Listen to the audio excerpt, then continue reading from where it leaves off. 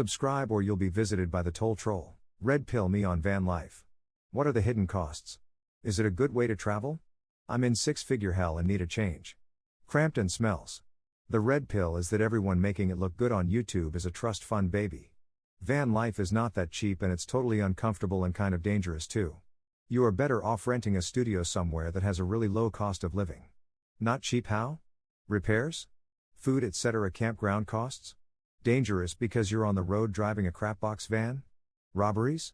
I am basically doing the second option now, but cost of living could be cheaper. Is it a good way to travel? Yes. But if you're going to live your life that way, it'd probably be troublesome. If you were someplace warm and didn't move around much, it'd basically be free.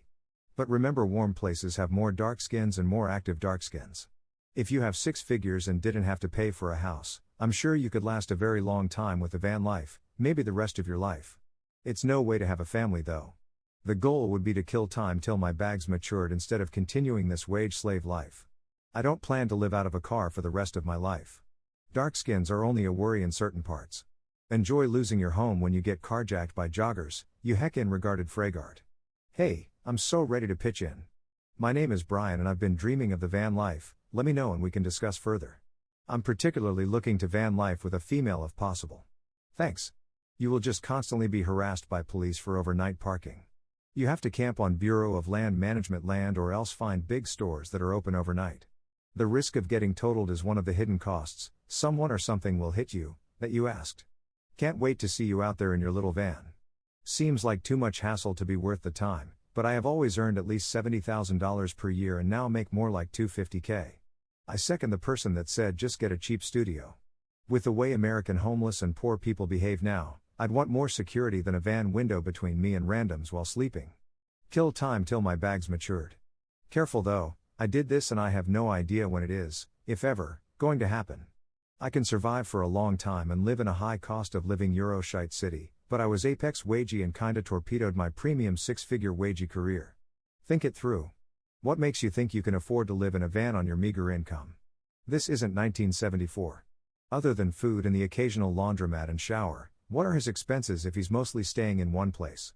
Compared to living in a house or apartment, it's way cheaper. The big issue is finding a place to legally park. You can spend a lot of money on gas moving from spot to spot every night. It is a good way to travel. I'd recommend a large dog as a travel companion for safety. They'll bark if anyone strange approaches the van while you're sleeping. If you want to see the country, then van life is cool, but if you're just looking for a cheap place to live, try finding a few acres of cheap land in a rural area with no zoning laws, or relaxed zoning enforcement, and buy a decent-sized RV with a shower, and park there.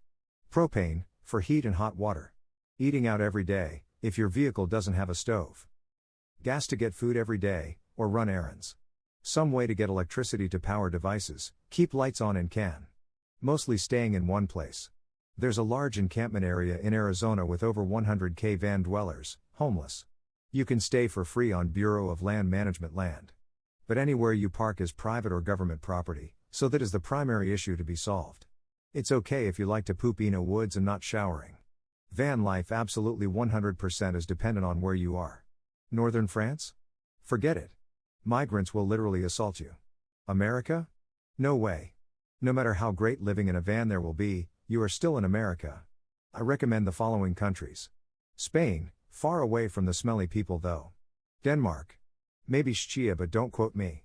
What I'm saying is whatever you budgeted, think about health. You think you're young and invincible, you're not. Unforeseen expenses, gas, admin shite, and how the system is geared towards wages.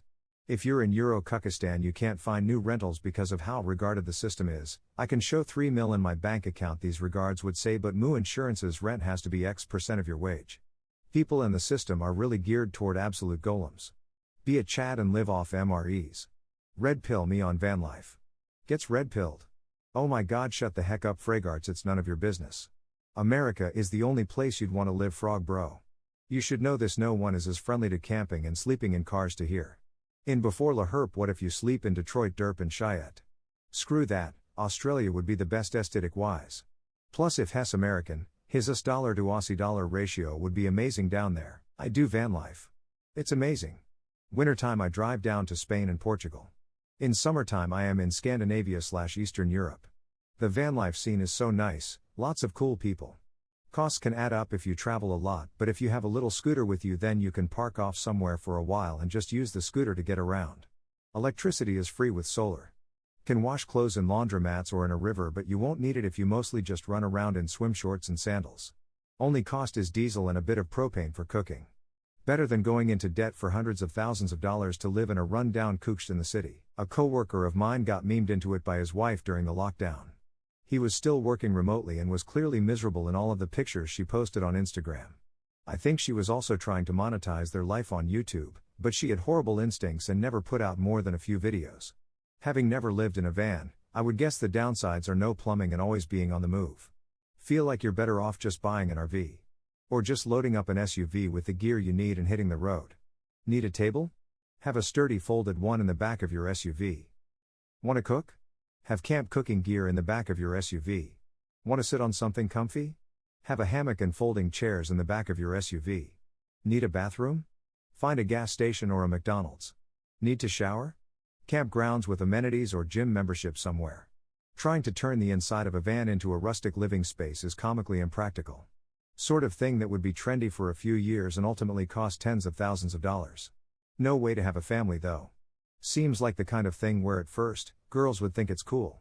But the longer you do it, the more weird grubby shite you have to do seems normal to you, but you start coming off like a bum, weirdo to everyone else. It just doesn't make sense financially. It's expensive. Nowhere to park overnight, thanks to degenerates ruining it for everyone. The life you're looking for is basically a trailer park. Either with a trailer or RV, migrate between national parks with the weather. Is it a good way to travel? If it wasn't obvious enough, yes. Your house is a van. Six-figure hell. If you hate being in six-figure, then live the van life. It will easily take you back to 4 to 5-figure hellhole. I hassle every trust fund van life fragart that parks on my road, except for the roasties that I give my F to. First off, you need an RV or nice trailer thing. Where you gonna shite?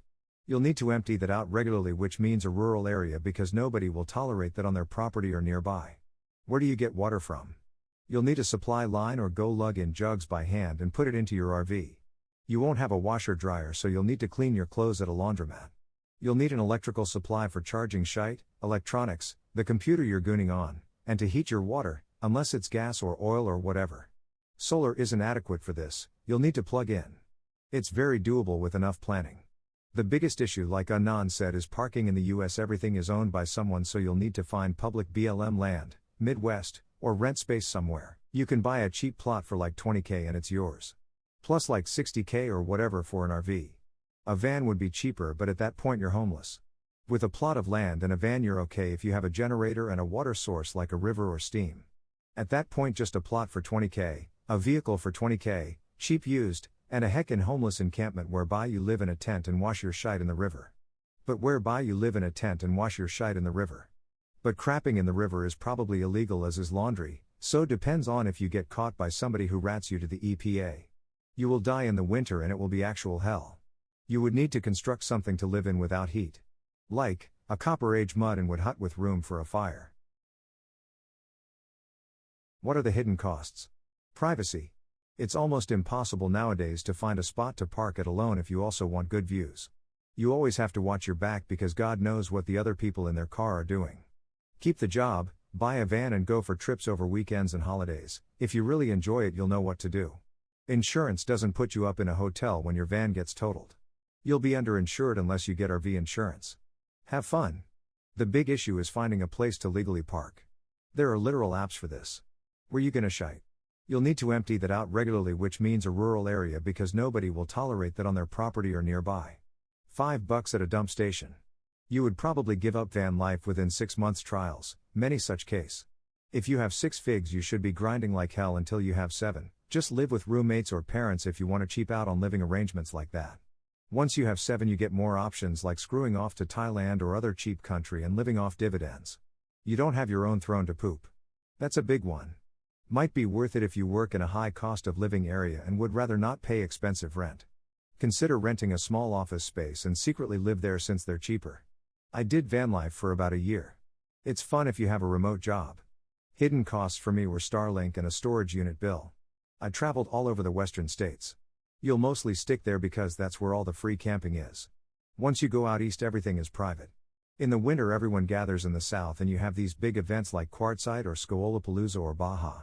Isn't the whole point of living in a van to save on rent money for a few years, and then buy a house? Yeah, I looked into all this shite to lower my cost of living. Our versus, van life, tiny homes, trailer parks, buying land and putting an RV or small house on it, living in a pod, whatever.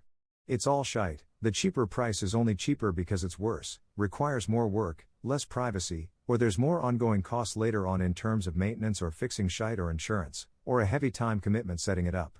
I'd only consider doing something like this temporarily, like if I lived in some insane place like San Francisco where it's $10K for a room but the salary is $200K plus. I plan to just keep grinding instead, currently at a $550K net worth after working 10 years, another 5 to 10 years will put me into 7 figs. Maybe once I have enough for retirement I was thinking I'll just move to some low cost of living countries like Thailand, travel around, maybe bounce around Southeast Asia and Eastern Europe for a few years while my portfolio compounds even more. I like them. You can buy prefab interiors that are just a container that goes in the back of the van but I fear it getting stolen.